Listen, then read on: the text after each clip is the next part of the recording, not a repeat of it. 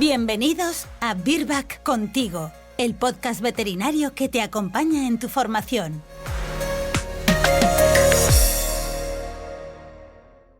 Hoy comenzamos este podcast que de hecho cierra el ciclo de una serie en la que hemos estado hablando de la castración en perros y gatos, principalmente de los beneficios y de los inconvenientes de este procedimiento. Pero hoy queremos tratar en más profundidad el impacto que tiene la castración en el desarrollo de algunos tipos de tumores y de algunas patologías del aparato locomotor. Y cómo no, volvemos otra vez a contar con la colaboración de Xiomara Lucas. ¿Qué tal, Xiomara? ¿Cómo estás? Pues aquí estamos, muy bien. Seguimos hablando de castración, Xiomara. Ya el último podcast. Sí.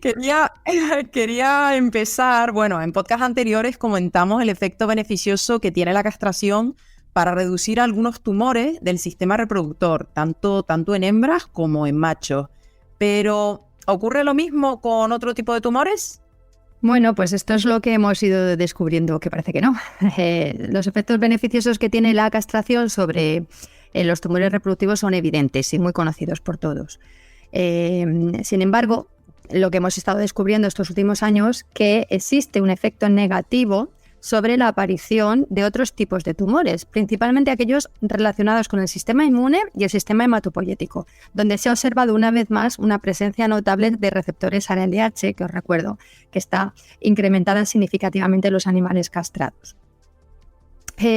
Como comentamos en anteriores podcasts, hoy en día se reconoce que la mayoría de las predisposiciones a ciertas patologías se aumentan con la castración, pues se deben a la sobreestimulación de los receptores ALH en ciertos sistemas o en órganos, como acabo de mencionar.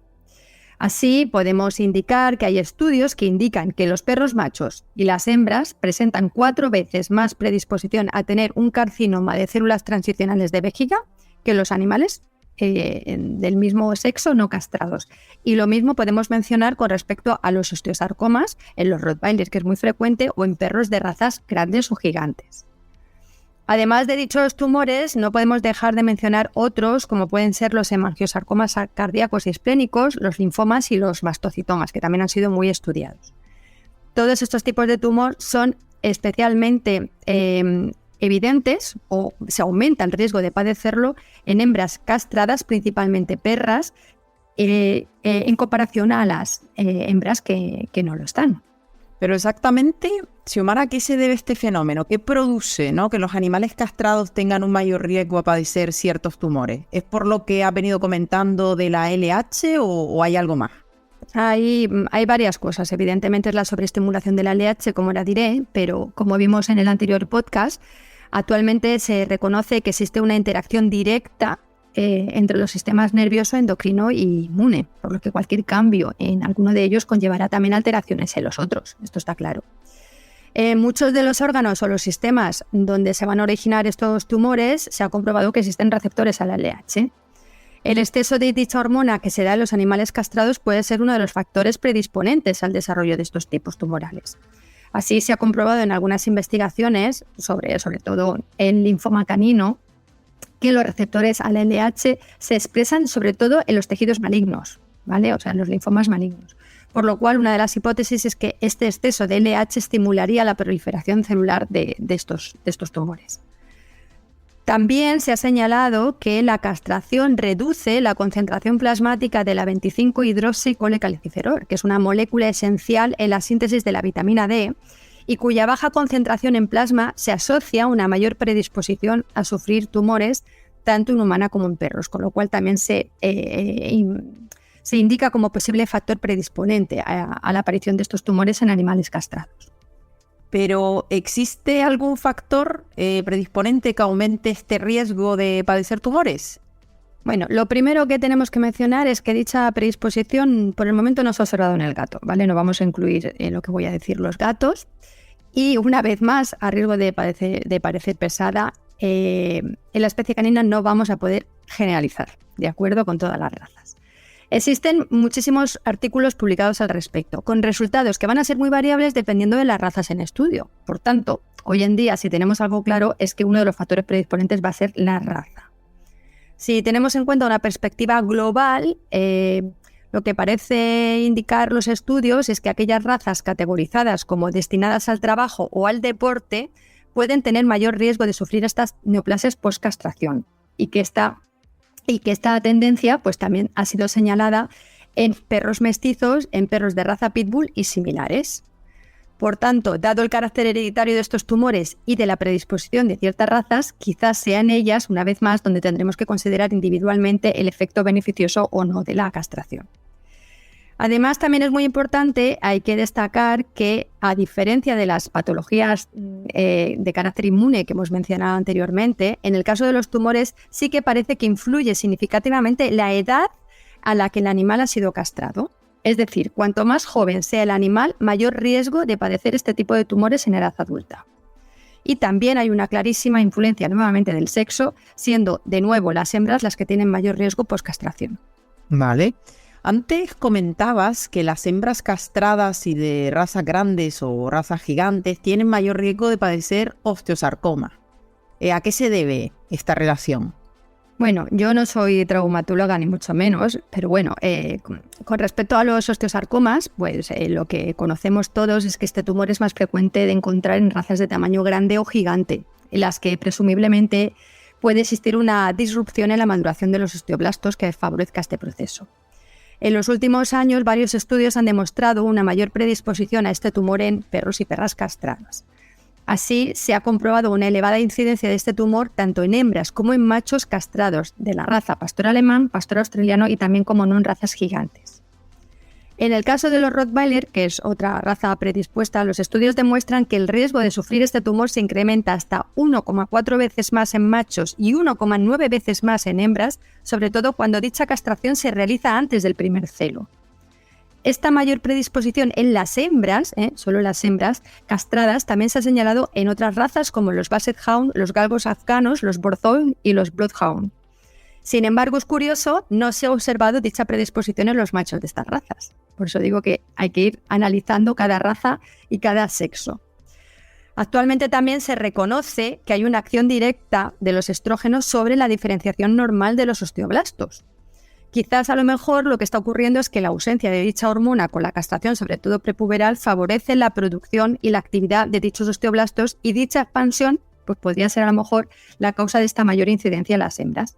Sin embargo, la variabilidad en los hallazgos encontrados según la raza y el sexo pues intenta interpretar todavía con cautela estos resultados.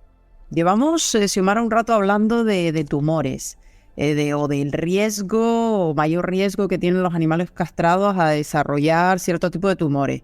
Pero ¿hay más patologías con las que podamos relacionar la castración o que se den con más frecuencia en animales castrados? Pues mira, sí. Actualmente también mucha información publicada sobre la influencia que tiene la castración sobre el riesgo de padecer ciertas patologías del sistema locomotor con carácter heredable, como puede ser la displasia de cadera, la displasia de codo, la rotura del ligamento cruzado anterior o la enfermedad del disco intervertebral. Hoy en día lo que está bien establecido es que en el crecimiento lineal de los huesos intervienen numerosos factores, estando las hormonas esteroideas muy implicadas en el cierre de las placas de crecimiento de los huesos.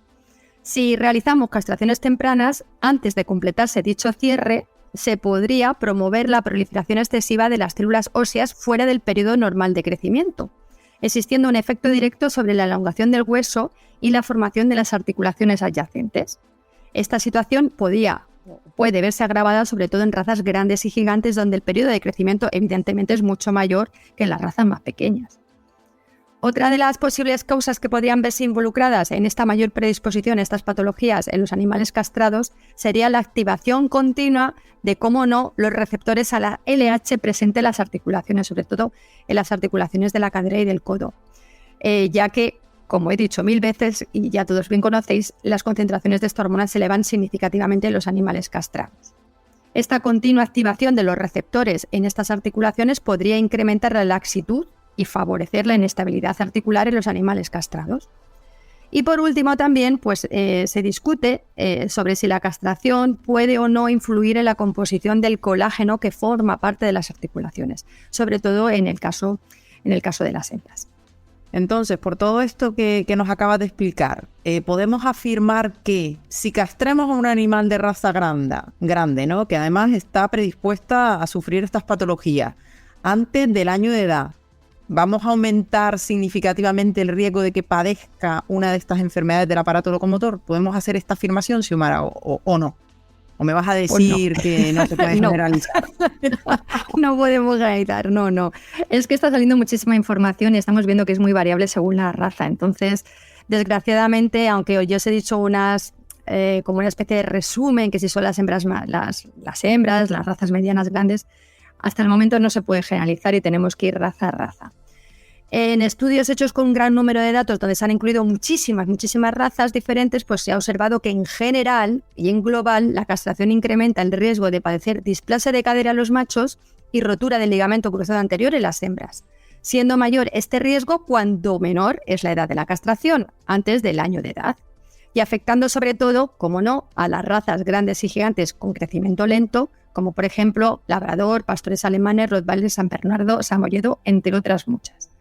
Sin embargo, es muy importante destacar que dicha predisposición va a ser muy variable dependiendo de la raza y del sexo del animal.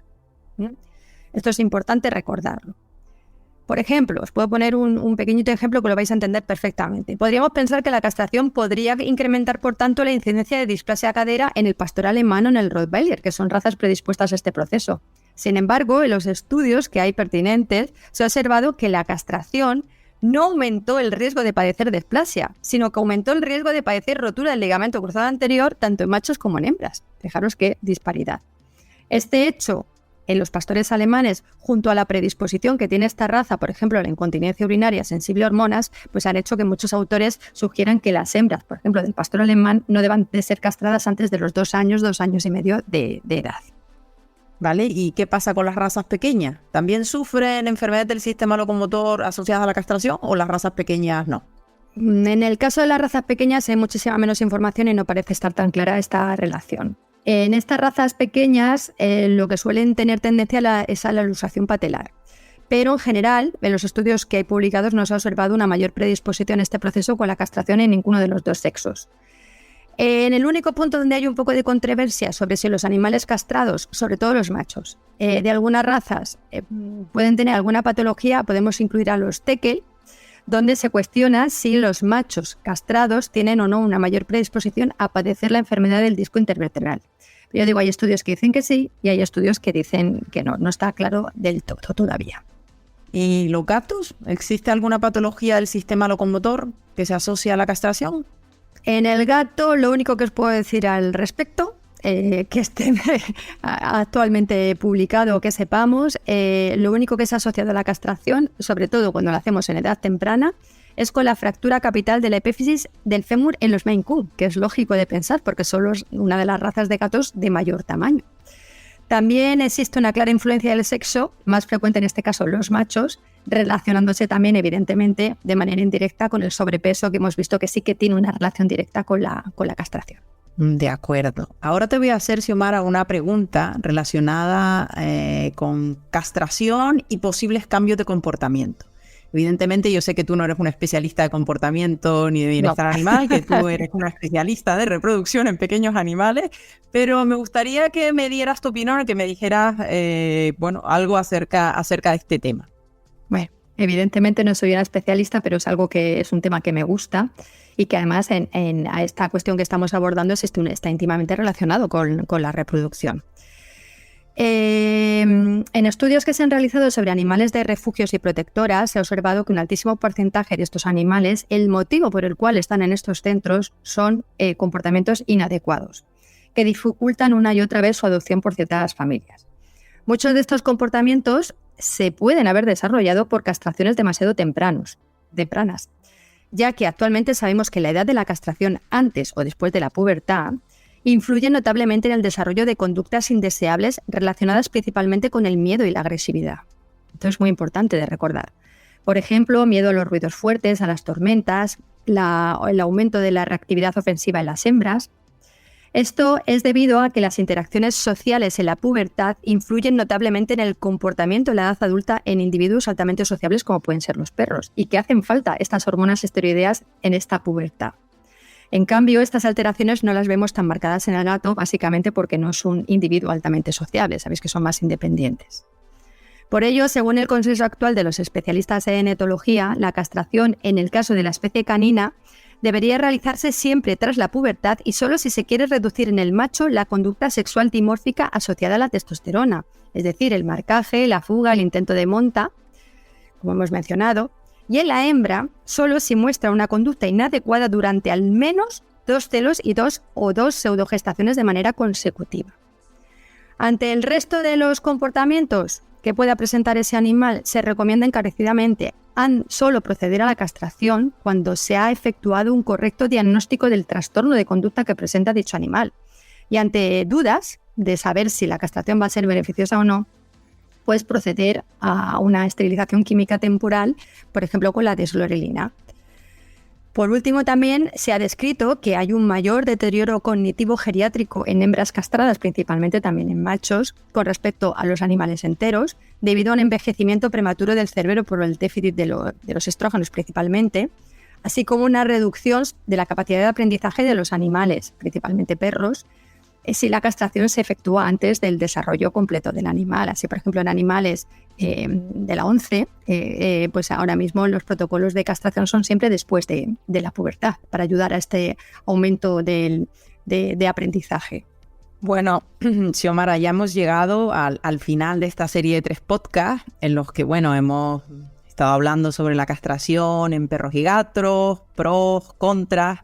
Pero para terminar, me gustaría saber o que me dijeras qué le dirías tú a los veterinarios clínicos para que puedan, asesorar de la mejor forma posible a sus clientes cuando el tema que tienen que tratar con ellos es la castración de sus mascotas.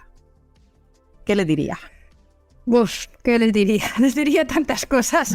Pero bueno, como os he venido diciendo sucesivamente, que es muy difícil generalizar el protocolo. Y la decisión la vamos a tener que tener en cuenta teniendo en cuenta el propietario, la raza y el individuo. Aunque la castración quirúrgica es un procedimiento que siempre hemos hecho y que vamos a seguir haciendo, actualmente sabemos que no es un procedimiento inocuo para la salud del animal. Por lo tanto, debemos hacer un cambio de visión y a la hora de tomar la decisión deberíamos de tener en cuenta varios aspectos. En primer lugar, ¿cuál es el motivo real por el cual se quiere hacer la castración? En segundo lugar, la especie y la raza del animal que vamos a castrar. Y recordar todos los inconvenientes que hemos ido mencionando como consecuencia de este incremento de la LH. Por ello, en la actualidad ya se han descrito interesantísimos artículos donde se establecen los rangos de edad de castración seguros para cada sexo en muchas de las razas más conocidas que tenemos en nuestra clínica diaria. Y para evitar el aumento de incidencia de estas patologías que hemos ido viendo. Así, por ejemplo, hay muchos autores que actualmente no recomiendan la castración en las hembras golden, dado el alto riesgo que tienen muchas de ellas de alteraciones musculoesqueléticas que hemos mencionado y de los tumores hematopoyéticos también que hemos mencionado, incluso los mastocitomas. También es importante recordaros que también se han descrito estudios donde se establecen esas tablas teniendo en cuenta animales mestizos. Siempre me decís, vale, con las razas, ¿pero qué hago con los mestizos? Estableciéndose de edad media para la castración por encima del año de edad, es decir, que sea por encima del año de edad del animal para prevenir dichas patologías, sobre todo en los animales que van a superar los 20 kilos de peso en edad adulta. Teniendo en cuenta todo ello, lo que vamos a tener que hacer es decidir de forma individualizada cuál va a ser el mejor momento para realizar dicho procedimiento y, por supuesto, si en vez de la castración quirúrgica definitiva podemos plantearnos otras alternativas temporales que pueden resultar mucho más beneficiosas como la deslorelina, ya que no produce este incremento de la LH. Pues nada, yo me quedo con que está claro que no es posible dar una recomendación general que sirva para todos los animales, por lo que la decisión debe tomarse caso a caso y compartiendo con los propietarios todos los pros y los contras de este procedimiento para que juntos decidan al final qué es lo más apropiado para su perro o su gato. Con lo que nada, Xiomara, muchísimas gracias, un placer escucharte, he aprendido un montón contigo en estos podcasts y que da gusto hablar y que seguiremos grabando más. Gracias. Muchas gracias, Naira, para mí también siempre es un placer. Gracias por escuchar Virbac Contigo. Síguenos para estar al día de los últimos contenidos de formación veterinaria.